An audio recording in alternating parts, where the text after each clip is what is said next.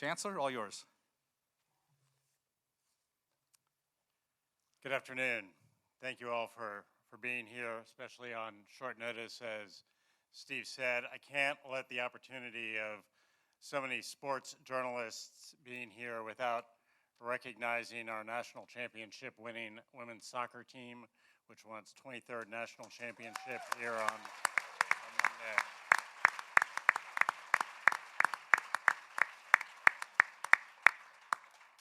Indeed. I also want to thank my colleague, Bubba Cunningham. I've said publicly earlier that Bubba is among the most respected and admired athletic directors in the country, and the last couple of weeks have shown once again why that is the case. He's conducted himself with an extraordinary level of professionalism and dedication, and I'm honored to work with him.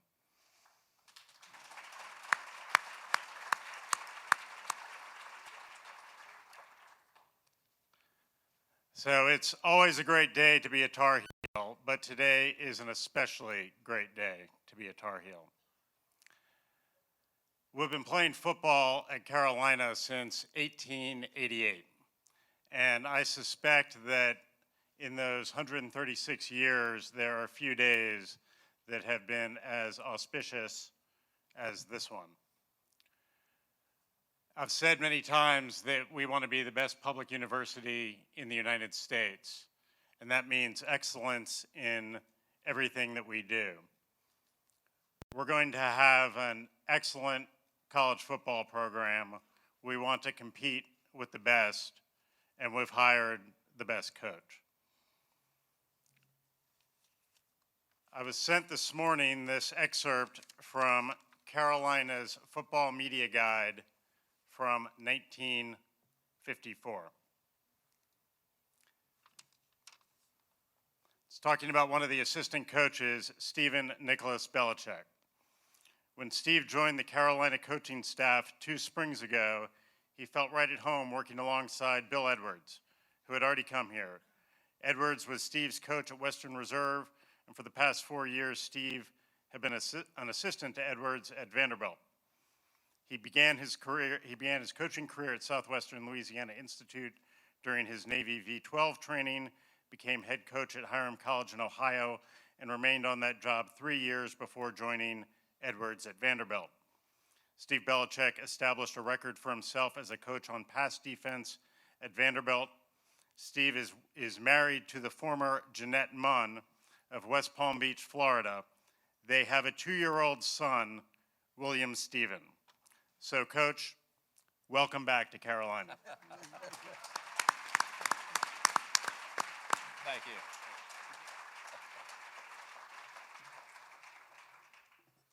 Thank you very much, Chancellor. Really appreciate the kind words. And in the immortal words of Yogi Berra, the future ain't what it used to be. And we are embarking on an entirely new football operation, and we can't wait to have Coach Belichick leading the charge for us. Over the last 4 or 5 years, anytime there's been a search anywhere in the country, they thought the first 2 people you should call are Brad Stevens and Jay Wright, so that's who I called first. I didn't think either one of them were interested, but then we said, all right, how big can our list be and who should be on it? And we are here today to celebrate an incredible day for Carolina athletics and having Coach Belichick join us at the university.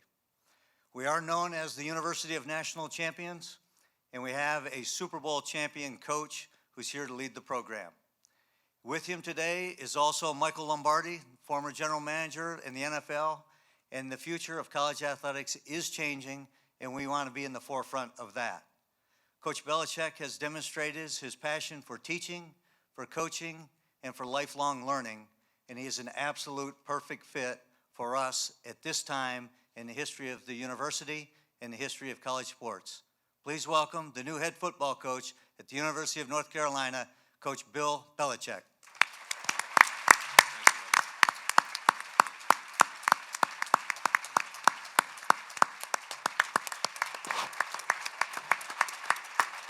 Thank you. Thank you. Thank you. Bubba, I believe you have a presentation for Coach. Chancellor also. All right. You got a jersey. And I did get a new sport coat for the occasion. Oh, sorry, Bubba.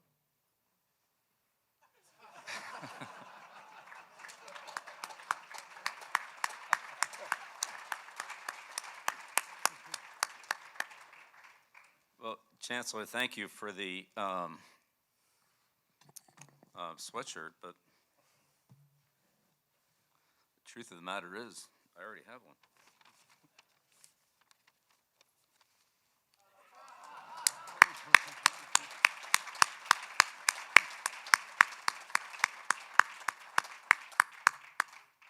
It's good to have two. That was actually my dad's from when he coached here. Yeah. You can tell I like it, right? I've kept it a long time. It's got a little wear on it. Chancellor Bubba, thank you. I can't express my gratitude to both of you, the Board of Trustees, for this amazing opportunity. I've always wanted to coach in football, coach in college football, and it just never really worked out. Had some good years in the NFL, so that was okay. But this is really kind of a dream come true. I grew up in college football with my dad. As a coach at Navy for 50 years, so as a kid, all I knew was college football, and so it's great to come back home to Carolina and back in an environment that I really grew up in. When you're little, you don't remember everything. Obviously, I was too young to remember a lot of things from Carolina, but as I grew up, you hear the same story over and over and over and over again, and so one story I always heard was Billy's first words were, "Beat Duke."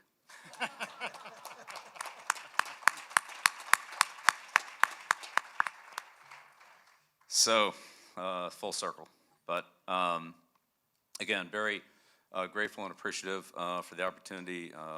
This is a great process. I've learned so much about the university and the support that we have for the football program. And this is, obviously a great educational school, and the kids here are outstanding. And we want to, transfer that over to the football field and have an outstanding football team with those student athletes. So, I'm here to as Bubba said, teach, develop, and build the program in the way that I believe in. And so grateful to have Michael, with me in this process. Michael and I have worked together for going all the way back over 30 years, and he has a great knowledge of the general manager role, if you will, in this type of position, with terms of scouting two sets of players, high school players and college portal players, as well as dealing with some version of what's called salary cap, which is now part of college football. So all that being said, I look forward to working here. I talked to the players a little earlier, and that was a great opportunity to start to get to know them and start to build the program. And I'm excited to continue that process. And also met with Coach Kitchens, who will be, the first member of the staff that we hire.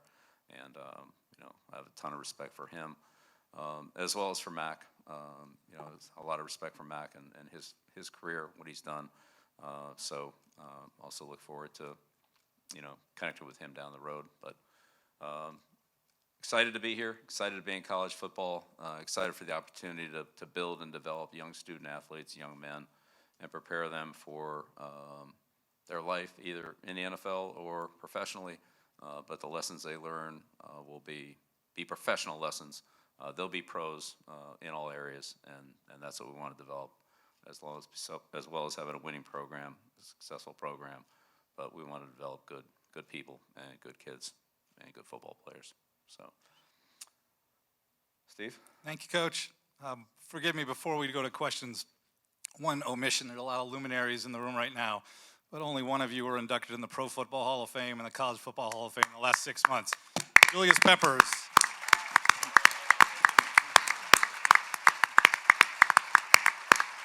Congrats, Pep. Okay, again, please, if you would identify yourself and your affiliation quickly. Let's get through the questions quickly so we can get to as many people as possible. Hold your hands right now because I've got 7 assigned already. We're going to start over here on the right-hand side. Aaron Beard with the AP. I've already done that part. Go ahead, Aaron. Hi, Coach. When you were studying college football in the last year and examining, so much more has come into professionalism in the model, whether it's NIL, portal, revenue sharing coming up. How many parallels did you see to what the experience you've had at the pros, and do you envision it sort of being like a mini NFL team in that regard? Yeah, thanks, Aaron. I do think there are a lot of parallels. There's certainly some differences, but there are some parallels, and I think that's the reason for the general structure of Michael as a general manager and myself as a coach, and working together collaboratively like we have done in a professional organization. So yeah, I do think there's some parallels. There's differences for sure, but yes. Right next to him, Brennan. I'm sorry, Coach, go ahead. Hey, Bill, Brendan Marks from The Athletic. At what point in this process did you decide or know that you wanted to become the next head coach here? Was there a singular moment when that happened? And can you elaborate on the investment that North Carolina and your conversations with the Chancellor and Bubba made to make you feel comfortable taking the role? Yeah, I mean, it was, we went through a process, but it was great. Every step of the way was great. The support was tremendous. All the things that I feel are important to having a successful program, Bubba and Chancellor Roberts reaffirmed, and I think they've made a great commitment to this program. Obviously, we have a great university, and I'd say along the way, as kind of things got out, if you will, the amount of support that I got from Carolina grads, former Carolina football players, people that are connected with this university was really overwhelming. And not that I'm any social media expert, because I'm not, but there was an awful lot of, positive feedback from my face and stuff like that, and it was great.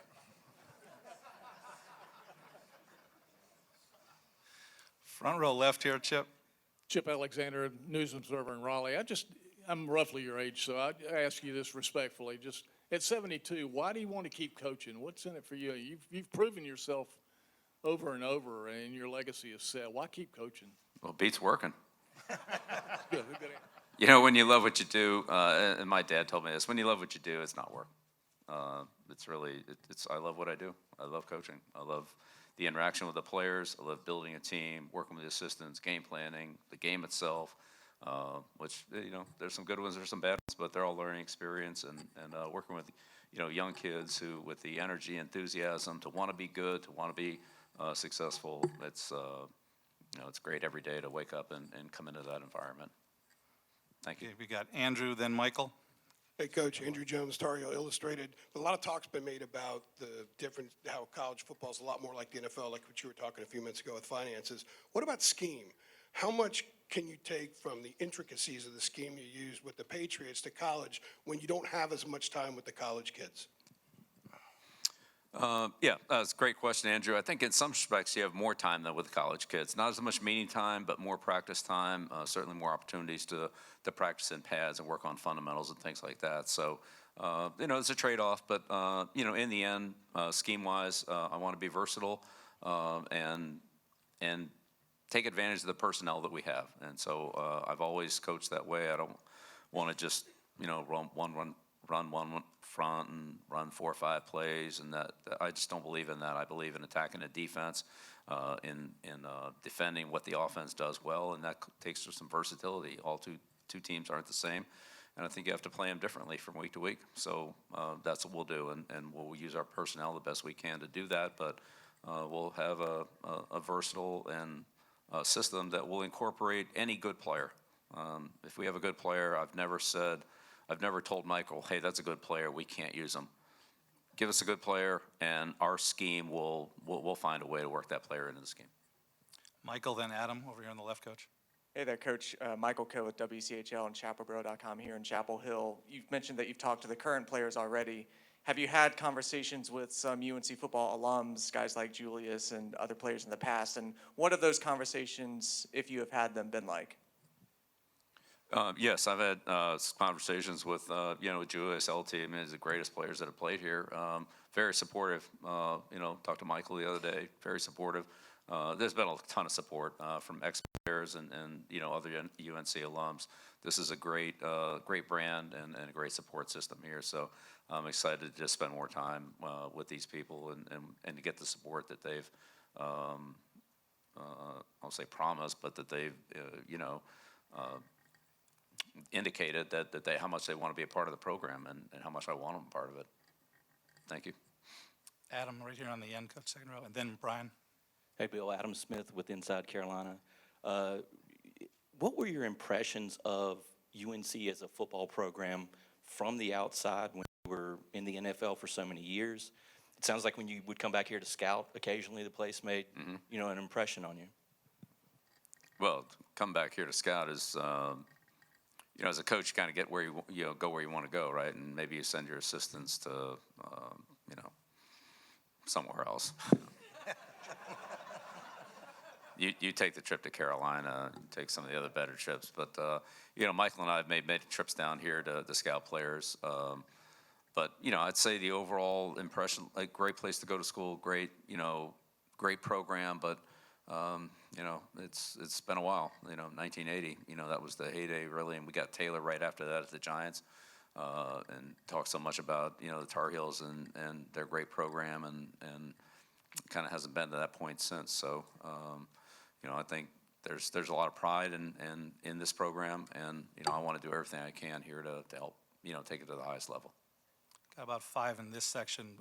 Brian, then Marty right in front of him. Brian, go ahead. Hey, Coach, Brian Murphy with WRAL.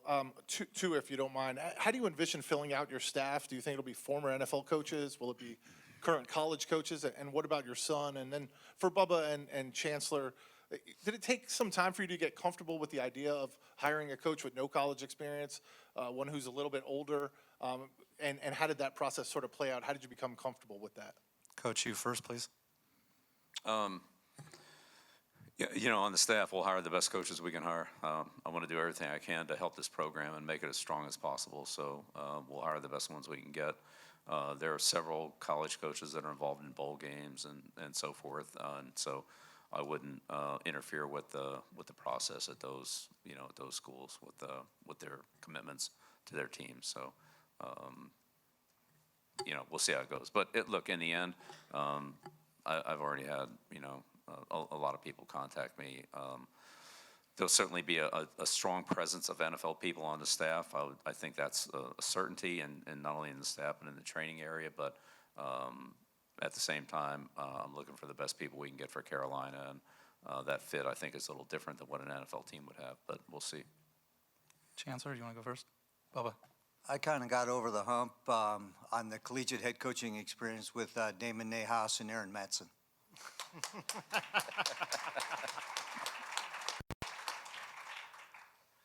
Nothing Marty? to add to that. I didn't know if the Chancellor wanted to weigh in on that. No. Marty, go ahead. Good afternoon, Marty Smith from ESPN. When a guy like you with that resume walks in the door here, expectation skyrockets. I wonder how you'll define success at the University of North Carolina. We've seen that guys can flip programs quickly in the portal era. So what is success to you here?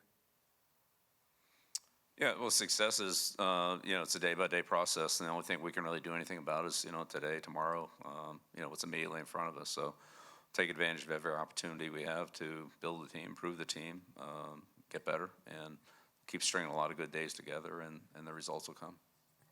Pat Welter. Pat Welter, WRL.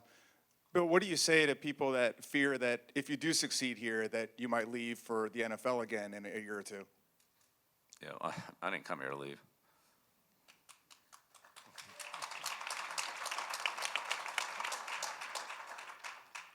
Art Chansky.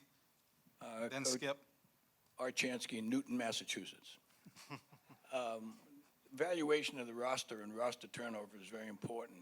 Besides talking to the players individually and watching film, what other ways are you to evaluate this current roster to see what kind of additions you might need through the portal and other measures? You can't work them out on the field before spring practice, right?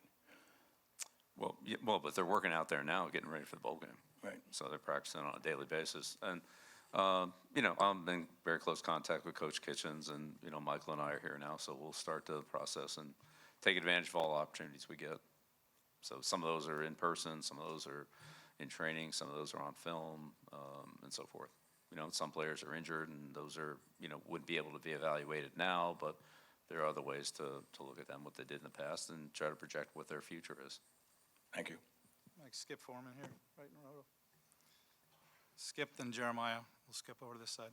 Coach Skip Foreman with the News and Record of Greensboro and the Winston-Salem Journal. On my face and some of the other places, there are people who are still a little leery of your hiring and concerned about where the program is going and where you're going to take it. While you're concerned about football, there's always public criticism. And where do you want to tell those people?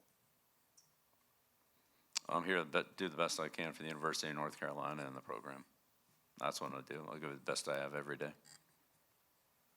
To the right here, Jeremiah. Yeah, Jeremiah Holloway with Inside Carolina. Bill, one thing that you mentioned was you're looking forward to teaching and developing, a lot of the younger players here at UNC. Obviously, when you were in the professional realm, players, a little older, got families, things like that. What do you kind of envision and what excites you about the differences of working with, kind of those younger 19, 20-year-olds as compared to, working with some of the, older guys like you did in the NFL? Right. Well, again, in the NFL, it's a combination of a lot of things. But if you look at the players we had in the NFL, Tom Brady was a fourth-string quarterback his rookie year. He didn't exactly come in as, with any play time at all. Gronkowski, he, didn't do too much his rookie year. Julian Edelman played quarterback in college. Then he was a wide receiver, and then he was a punt returner. So developing players is, something that Michael and I believe strongly in, and we'll support that with the staff, and we'll support that with the program. There's a lot of opportunity and room for growth for all players, whether 19, 20, or honestly 22, 23. Now, look, there's a certain point in their NFL career where, they kind of level off, and maybe it's a little, maintaining that is really where they're at. But there's so much growth in players, and again, I just think there's a little more time to do it here at the college level, and I'm excited about that opportunity. So, if I've already called on you and asked one, I'm not going to come back to you until I've gotten everybody through, so you can save your arms. Joey, then Mitchell. Coach Joey Powell, Inside Carolina. I think there's some similarities between today's modern era with players and recruiting as to obviously what you've seen in the NFL. What do you see similar about that and the recruiting process versus just all an out-and-out free agency that you had when you were in the league? Well, I think there's a number of differences. I mean, the free agency in college, if you will, is annually. In the NFL, players were, generally speaking, with a team for 4 years until they were eligible for 4 years for free agency. They could be released before that. So, that would be one difference. There's actually more movement in college football. There's more structure in the NFL in terms of agents, salary cap, standardized contracts, things like that with the NIL and the revenue share. It's just structured a little bit differently. And some, I don't say technical things, but some logistical things like that are different. But, all manageable, and every other college team is doing the same thing that we are, so except for Army, Navy, and Air Force. But they're, that is what it is. So I think to Bubba's point, like trying to be ahead of the game, ahead of the curve, ahead of the process, that's what we're always going to try to do. Give it to Tommy, right? Or Mitchell, Mitchell, then Tommy. Go ahead, second row. Yeah, Mitch Northam, North Carolina Public Radio. For Chancellor Roberts and Bubba, during this process, because of all the changes that everybody has mentioned with college football and the changes to come with the House settlement, was it important for y'all to pursue someone who has the extensive pro experience that Coach does? Well, it certainly was a factor in it. And we looked at a wide variety of people. And obviously, when it became realistic that he was available, and it certainly was a path that we really wanted to go down and explore. And we're just really fortunate to be here today. And he's willing to say yes and to lend his expertise and knowledge to Carolina. So very excited about it. Tommy, second row. Coach Tommy Ashley with Inside Carolina. You've been in the game a long time. How much have you seen the game itself change and how much have you sort of changed over the years you've been involved in the game, and now you bring it to the college level? Well, yeah, of course, the game's changed a lot, and really in every area, wherever you want to look, whether it's the size of the players, the equipment, the technology. But, I mean, in the end, you got, 120 yards, 100-yard field, and it comes down to blocking, tackling, ball security, fundamental execution. I mean, all those things are still important regardless of whether you're in 12 personnel or 11 personnel, whether you're in nickel or base defense. There's still a lot of fundamentals, and that's really the basics. And players like Julius and LT, and guys like that are good fundamental players and great athletes as well. When you put all that together, that's where you get the excellence. And it's not just about athletic talent. It is about athletic talent, but it's also about fundamentals, execution, and technique. Third row, Rod. Rod Baxley, Fayetteville Observer. Bill, you've talked a lot about your dad's influence on you and watching him at Navy and breaking down film with him. What are some of those lessons you still carry with you, and what do you remember from those experiences that you keep going back to? Well, what I remember from being with my dad was when we would go scout a game, you had one look at every play. That's it. There was no replay board. There was no TVs in the press box. You had one look at it. And he had his pad, and he had his, what he worked off of, and didn't matter whether it was a kickoff return that he was diagramming, a blitz that he was diagramming, or a running play or a pass play. He had to get the whole play, and you had one look, and that's it. And you better hope the guy in front of you didn't stand up there in the play. But he taught me how to watch football, how to watch the key things, how he learned, how he trained his eyes to go from one part of the play to another part of the play based on what the initial read was as a scout. And so those things are very valuable. Now there's more technology on the sideline. You honestly don't have to do it as well, but that's how I learned. And that's what a coach does in practice. I mean, you basically get one look at the play. You're out there in practice, and you want to see as much as you can and then make the corrections and identify whatever needs to be adjusted or corrected on the play to the best of your ability. And that's always been very helpful to me, is to be able to, see what multiple people are doing at the same time and try to identify what to correct the player on, or what coaching point to give them to help them do it better. And so that's my job, is to help the players. And all those lessons were very helpful to me.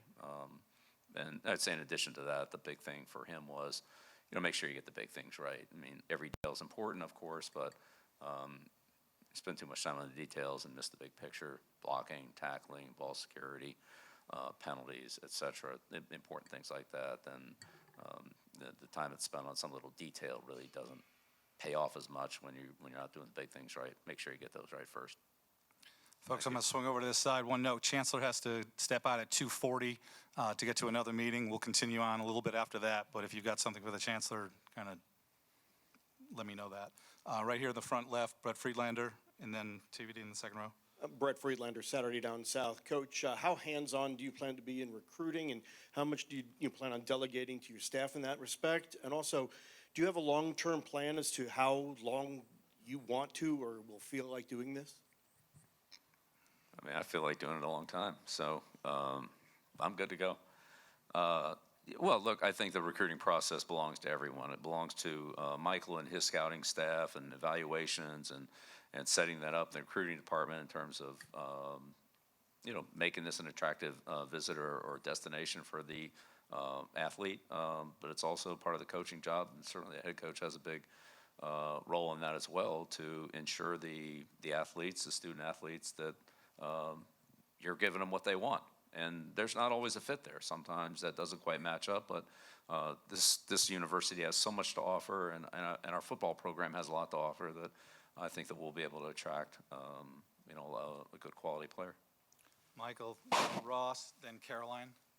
Michael Perchik, WTVD. Coach, what have you learned during your year away from the sidelines, or even being around the Washington program, in terms of different schemes or running a college football program, in terms of some of the intricacies when it comes to recruiting or NIL or the day-in, day-out operations? Yeah, well, first of all, learned it's a lot of fun being in the media. That's not bad. Spent a lot of time, as you said, around the Washington program. Coach Fish was, I was out there in the spring training camp during the regular season, and I saw a lot of what what they did. And I think, Coach Fish runs a pro program, if you will, modeled after a pro program. And I think it's very similar to what, my thoughts will be on that, and what Michael and I have talked about. So, and Michael worked with him out there as well, too. So, I think that's definitely let's call it a template, but, every situation's different and, wouldn't be that exactly. But, but being away from it has given me an opportunity to look. I never really watched college football much during the college season. I watched it very much in the spring, looking at draft prospects and so forth. So this year I had a much better chance to follow the college game, go to college games, see the college experience on campus, which I did that several times. It was awesome. Go to several high school games, which other than watch my kids play, it wasn't something that I had much of an opportunity to do. So I think I have a better overall perspective of just the game of football, and certainly the fan interest in football. I think sometimes when you're just locked into coaching your team, you're not as aware of what the external excitement and energy and feelings are, and now that became much more evident to me. And I think it's great. It's most popular sport by far, and I can see why.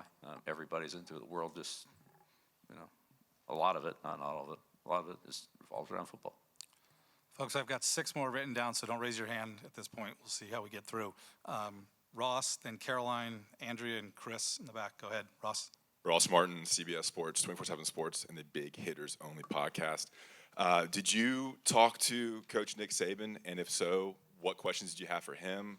What advice did you seek from him? And what kind of stuff did he tell you to get prepared for the college game?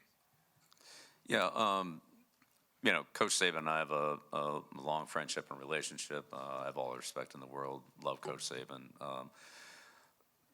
In all honesty, I would just keep our conversations private. I don't think, really those are to be shared publicly. I appreciate the question, but there's nobody I respect more than Coach Saban. And he's been a great friend for 40 years. Right in front of you on the aisle, Coach Caroline. Caroline Wills from the Daily Tar Heel. First for Bill. You mentioned wanting UNC football to become a pro-like program. What are the first 2 steps of that? What are the points of emphasis for that? And then for Bubba, what was your first reaction when you heard that Bill was a candidate? Coach? Well, yes, in terms of when I say a pro program, I would say, through my experience, what we did in terms of training, developing players, running pro systems, pro techniques, so when the players leave here, this isn't going from the wishbone to a pro offense, that it will be, similar terminology, similar techniques and fundamentals, similar training, similar preparation techniques that have been very successful for me through the years that I know that other NFL teams are using. Whether other college teams are using them or not, some are, some aren't, but I just know that these will prepare the players, for that. So I'm not, and then from the general manager, head coach model, again, it's a similar type of situation. We're evaluating high school kids and college transfer portal players.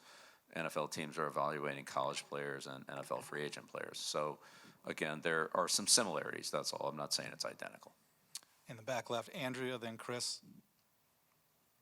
Andrea Adelson with ESPN.com. You mentioned that it had been a dream of yours to coach in college. The first part of the question is, when during this last year did you start thinking, yes, I definitely want to coach college? And then the second part is, Carolina hasn't won an ACC title since 1980. What during your conversations with the folks here gave you the hope, optimism, belief that you could get this program to winning championships again? Well, the support from the Chancellor, Bubba, Board of Trustees, the alumni, all the people I've talked to, there's tremendous support here. I believe we're going to run a good program and have a good team. So we'll see where all that goes. We drafted LT in 1981 after the 1980 season, and we talked about all the success that they had, especially, defensively with, Buddy Curry and Donnell Thompson. All those guys, Paul Davis, all those guys on the team, and those are great teams. So ton of respect for what, what's been done here at Carolina. And certainly that 1980 team gave up 120 points on defense. I mean, it's pretty good. And half of them were at Oklahoma. So other than that, really good. But, I'm not making any predictions. I'm just saying I'm going to come in here and do the best I can with a great school.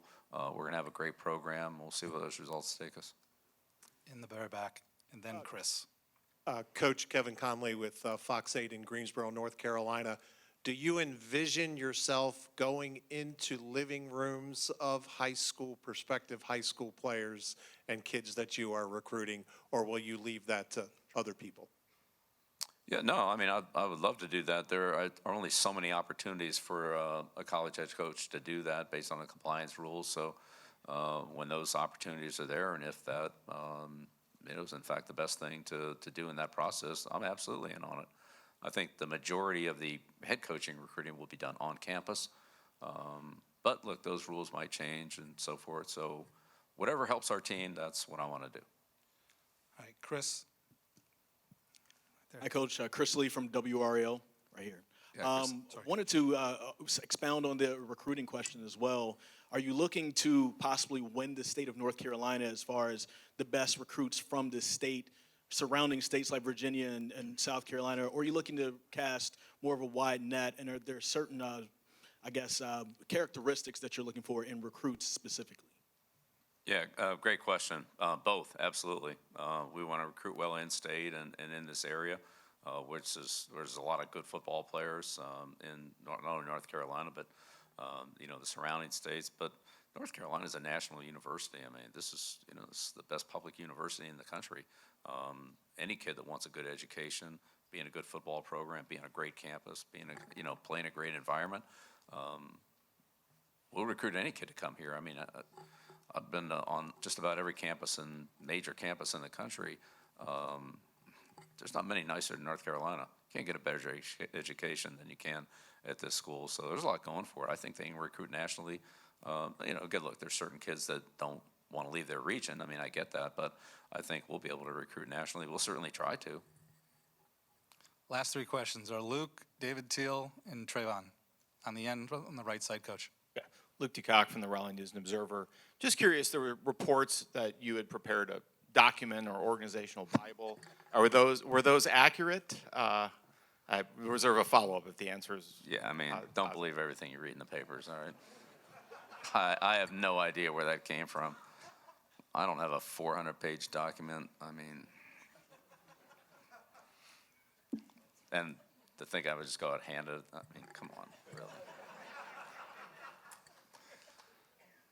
In terms of your thinking for what you did want to do with the job, at what point did you start thinking in your head, if I had a college program to run, this is what I would do? Because you obviously spent so many years in the NFL world of thinking how I would run an NFL team or organization if I were at a different one than the Patriots. At what point did college start really becoming a focus of your thinking? That's a great question. Here's what I would say. College kind of came to me this year. I didn't necessarily go and seek it out, but I had many coaches, we're probably a couple of dozen coaches, talk to me and say, hey, can we get out and sit down and talk to you about these things? Let's call it salary cap of pro football relative to college football, the headsets, the green dot, the 2-minute warning, the tablets on the sideline. Those were all rules changes this year in college football that were either the same or similar to what we had in the NFL.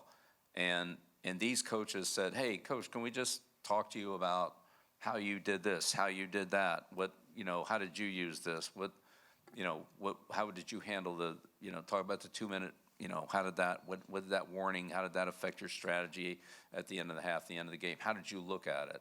How did you break it down?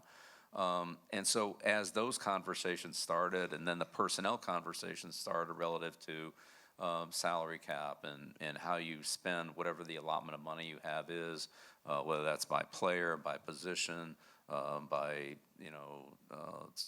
freshmen, recruits, transfer.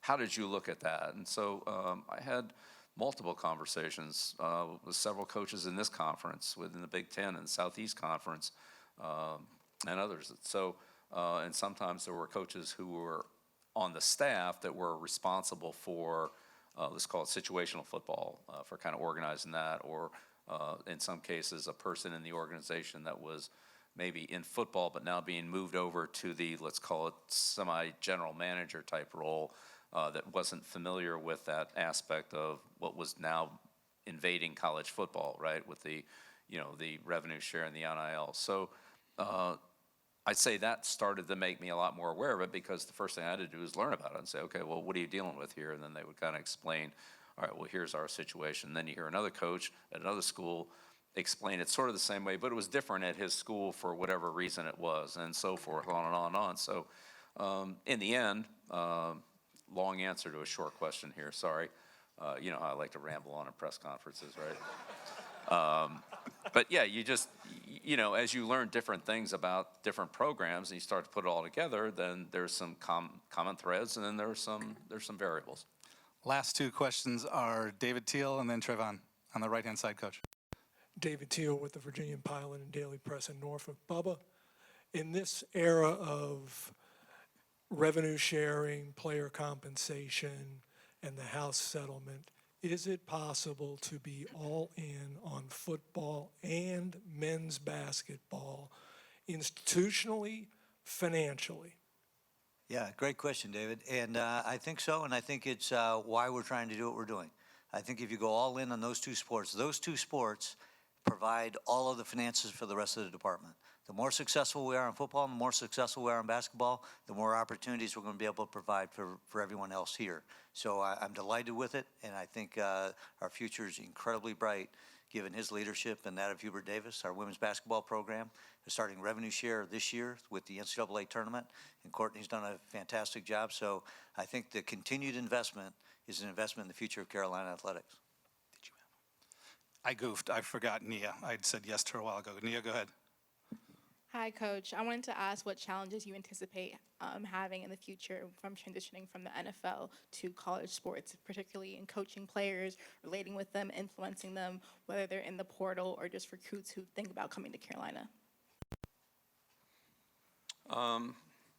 Well, I mean, we'll see. I've had an opportunity to coach young players at various points in my career, whether it was, kids on other players on my kids' teams, or again, I had an opportunity to work some at the University of Washington, be around that team for multiple weeks out there. So, but again, it's a process, and I would say, as a teacher, you try to find ways to help the students, help the players, and if you can do that, then they have a tendency to listen and want more if they're motivated, which most of them are. And if you can't, then then they look somewhere else. So. I know I can help individual players. I know I can help our team be successful. I'm going to do all I can to give my best effort to do that on a daily basis. You can count on that. Last question, second row on the end, Trevon. Trayvon Miles, ABC 11. Coach, your ties to this university are well documented. You brought your dad's hoodie. There's a picture of you in Kenan Stadium as a youngster floating around here. You mentioned that college came to you. How important was it that it was this university and your ties to it, whether it be in the past or your father's ties, as opposed to a traditional powerhouse football program? It was most important. It was most important. All the things that the University of North Carolina stands for, the academics, the cultural, the research, just the whole, everything it stands for, both athletically, which has been tremendously successful in all sports. I spent quite a bit of time with Coach Petramala, with Coach Bresci in the lacrosse program, and many of their players as well. I've spoken with them, so it's been really kind of a connection to this school, but everything that it stands for, on the field, off the field, and really the destination that Carolina is for really so many student athletes. There's so much opportunity here. I'm honored to have an opportunity and thrilled to be a part of it. Appreciate it. Coach Belichick, thank you very much. That concludes our press conference. Thanks, everybody. Great questions. Appreciate everybody understanding get as many as we can. Bubba, thank you. Have a good day, everybody. Happy holidays.